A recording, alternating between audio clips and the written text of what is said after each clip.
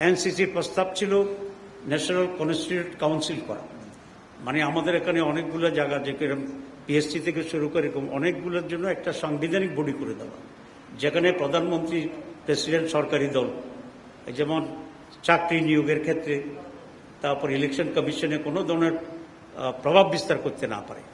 তো এটা বিএনপি ঘোর বিরোধিতা করেছে। কেন করেছে আল্লাহ ভালো জানে, এটা তো ভালো জিনিস, নিরপেক্ষ থাকতে পারে, তবুও তারা করেছে।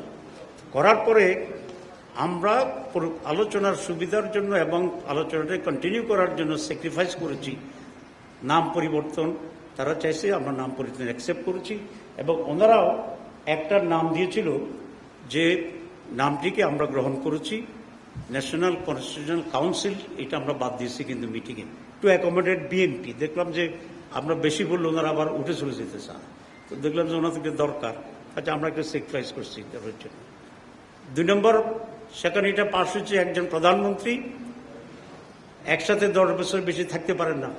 তো এটা তো ওনারা তখন পত্রিকায় নিউজ দেখলাম যে বিএনপিটা মাইনে নিচ্ছে, কিন্তু আবার নোট অফ ডিসেন্ট দিচ্ছে। তো দিচ্ছেন তারা তো নোট অফ ডিসেন্ট, আমাদের তো কোনো অসুবিধা নেই, রেজাল্ট তো হয়ে গেছে, সিদ্ধান্ত তো হয়ে গেছে। আরেকটা ছিল দলীয় প্রধান আর প্রধানমন্ত্রী এক জায়গায় একজন হইতে পারবেন না। এটা তো বিএনপির বিরুদ্ধে একটা সিদ্ধান্ত না, এটা যদি জামাত ইসলামী ক্ষমতায় আসে তাহলে আমাদের আমির শফিকুর রহমান সাহেব, আমির আর প্রধানমন্ত্রী একসাথে হইতে পারবেন না, বাকিদেরও কিছু, আচ্ছা ওটা বললাম না। তো সেই জন্য এটা বিএনপির জন্য সত্য, সকলের দেশের জন্য সত্য, কারণ আমরা ডিকটেটর আর চাচ্ছি না, আমরা ফেসিবাদ আর চাচ্ছি না, আমরা টাইরানি আর চাচ্ছি না, ক্ষমতার ডিস্ট্রিবিউশন চাচ্ছি। যেমন প্রেসিডেন্টের ক্ষেত্রে আমরা কিছু স্ট্রেনথেন করেছি, কিন্তু সেখানেও বিএনপির অনেক আপত্তি ছিল, আমরা সেখানেও কিছু পয়েন্টে এটাকে স্যাক্রিফাইস করে দিয়েছি। কথা হচ্ছে একজন দলের প্রধান এবং প্রধানমন্ত্রী হতে পারবেন, এটা তো বলছি। তো এটা বিএনপি কেন এটা মনে করে যে তারাই 100 বছর আগামীতে ক্ষমতায় থাকবে এবং তাদের জন্য এই আইনটা হলে সমস্যা হবে। তো এটা তো জনগণের ভোটাধিকারের যে একটা ক্ষমতা আছে, এই ক্ষমতাকে তো অস্বীকার করা, যে আমরাই বোধহয় থেকে যাব। আমরা এটাকে চিন্তা করে যদি সংস্কার হয় তাহলে তার দেশের সংস্কার হবে। বিএনপির পুরো অ্যাটিটিউড হচ্ছে তারা কোথায় ক্ষতিগ্রস্ত হচ্ছে, তারা কোথায় লাভবান হচ্ছে, তাদের জন্য উপযোগী, সেই হিসাবে ওনারা একটা সংস্কার চাচ্ছেন। তো এখন একটা দলের নিজস্ব দৃষ্টিভঙ্গিতে দেশের বিষয়ে সংস্কার করলে এটা তো আরো খারাপ সংস্কার হয়ে যাবে, দেশ তো আরো রসাতলে ডুববে।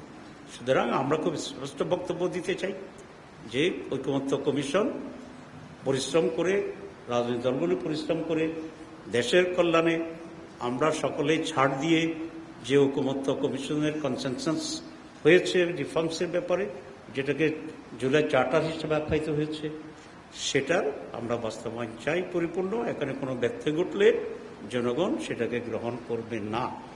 এই জন্যেই এই পর্যায়ে এক্সট্রিমিজম এটা বাদ দিতে হবে। বিএনপির সংবাদ সম্মেলনের আমি ড্রাফট পেয়েছি, একটা জায়গায় ওনারা লিখছেন যে আমরা কোনোভাবেই মানিব না।